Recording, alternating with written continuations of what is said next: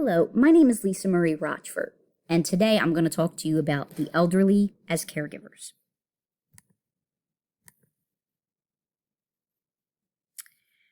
So in this presentation, we're going to look at the elderly and their role as caregivers. We are going to look at the reasons why the elderly may find themselves in a caregiving role.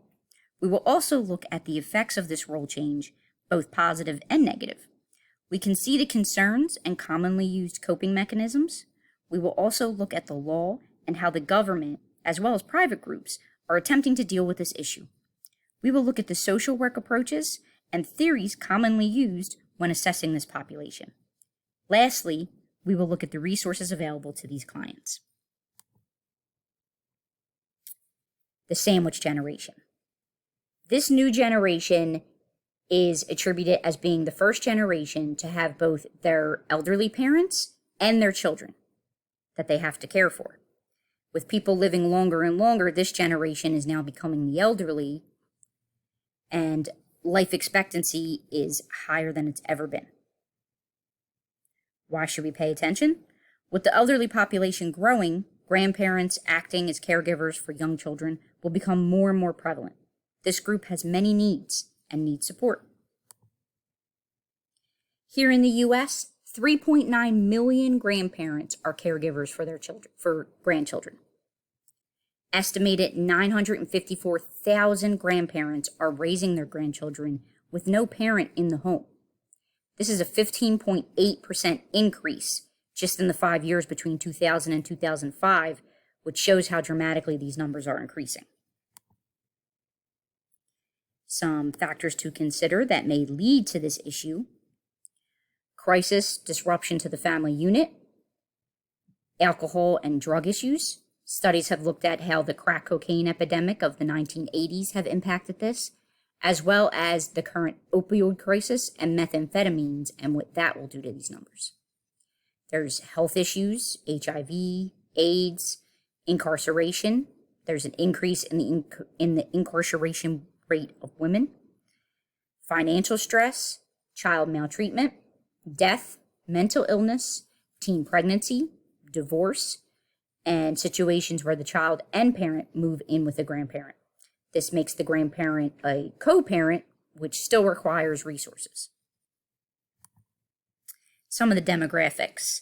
The Philadelphia Corporation for Aging estimates that 13,400 grandparents, just 32% of whom are 60 and over, are raising grandchildren just in Philadelphia. This number crosses all cultures, comes from all social and economic backgrounds. We can see rates of caregiving grandparents are higher in low-income and minority communities. In these communities, the stress of financial issues, housing issues, neighborhood, or domestic violence compounds the stress of caregiving. African American grandparents are far more likely to live with their grandchild. Female grandparents are far more utilized than male grandfathers alone.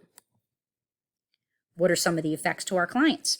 There's the loss of autonomy, free time, feeling like a surrogate parent. They can feel stress and fatigue, strain on mental health, psychological distress, physical health decline, financial concerns, and housing concerns. All these issues impact our clients and are major concerns. Depression is experienced by 25% of caregiving grandparents. Psychological distress is heightened for those who perceive their neighborhood as dangerous, which is why low-income communities are impacted so hard. The age of dependent child and any behavioral issues is also a factor. Some of the rewards. Studies have found that despite some negative impacts, many caregiving grandparents felt fulfilled and experienced positive effects as well. This included increased energy and exercise, positivity and optimism. They felt valued and like they had a purpose. This feeling of usefulness is very important to the elderly community. They felt appreciated and had some companionship. They even had incentive and motivation to care for their own health. For our clients, coping mechanisms are very important. This means in-home support, family support, schools, religious and spiritual groups, community organizations, athletic groups or clubs, mentoring programs, or senior support groups. Looking at the law, the Uniform Child Custody Jurisdiction Act was enabled to create uniformity in determining which court in which state is the appropriate one to make decisions regarding child custody and child visitation. Due to the surge in non-traditional caregivers, each state has implemented laws and regulations regarding custody and visitation. There's temporary custody, physical custody, legal custody. These can be sole or shared. There's also adoption, and all these things need to be specified specifically because they have different outcomes. There is assistance available. There's temporary assistance for needy families through TANF, which can help with cash assistance, food stamps, daycare.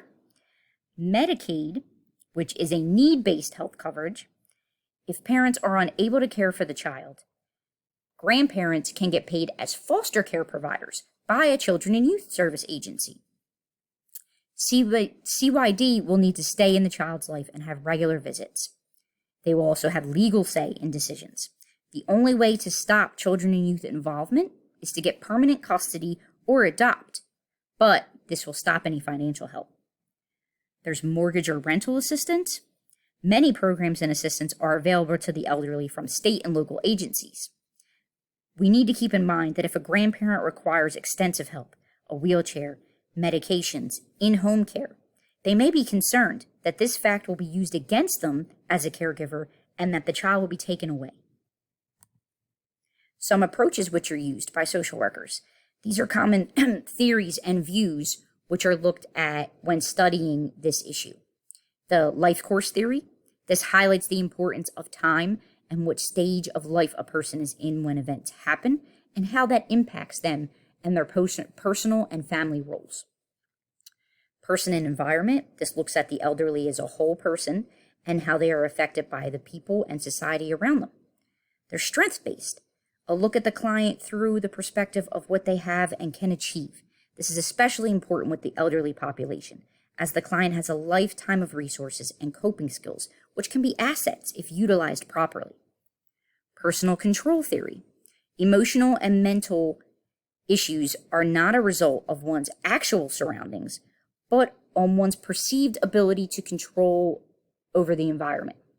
This is the idea that one has choices that make an impact and is not helpless. There's continuity theory. Older adults will try to preserve the family whenever possible, may seek to find new roles in order to find purpose. Victim-centered.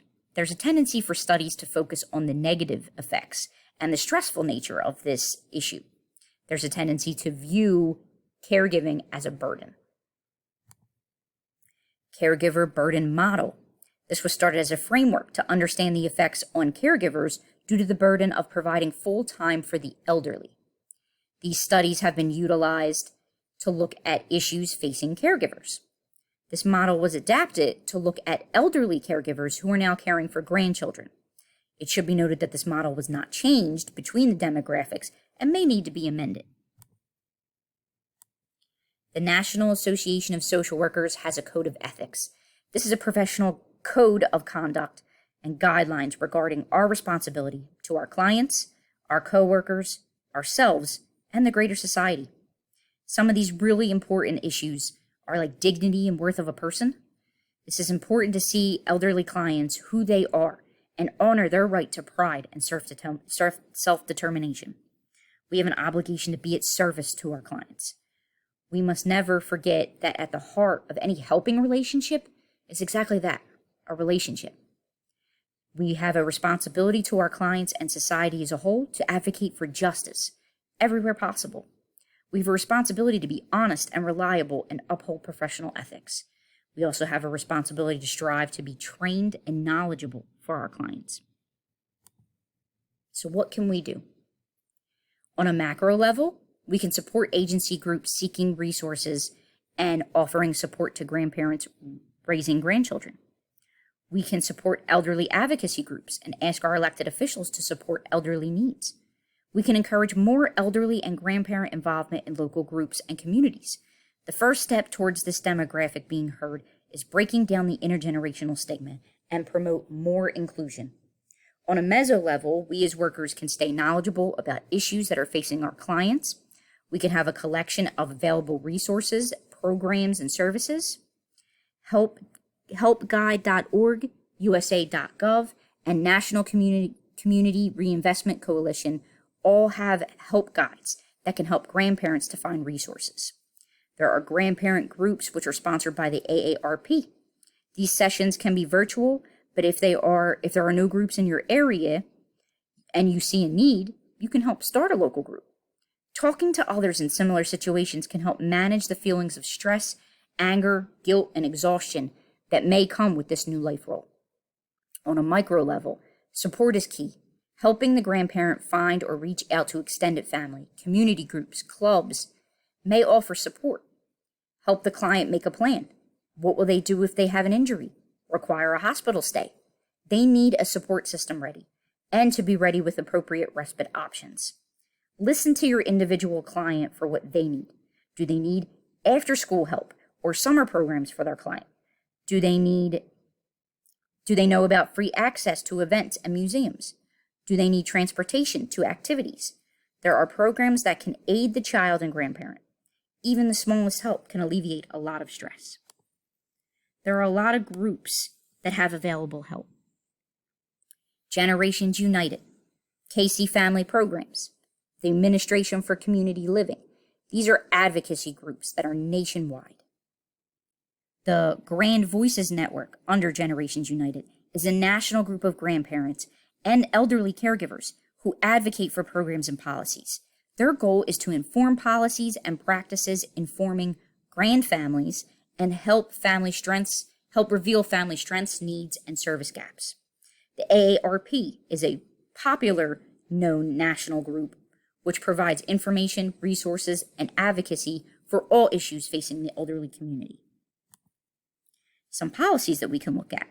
Supporting Grandparents Raising Grandchildren Act. This implemented the first federal advisory council comprised of agencies including Health and Human Services, Administration and Education, Mental Health Services, Substance Use, Children and Family, Center for Disease Control. This council submits a report regarding programs available to preserve the family and aid the needs of both the child and the caregiver. How to get information on the programs to the people in need. The council also reports on any gaps in service.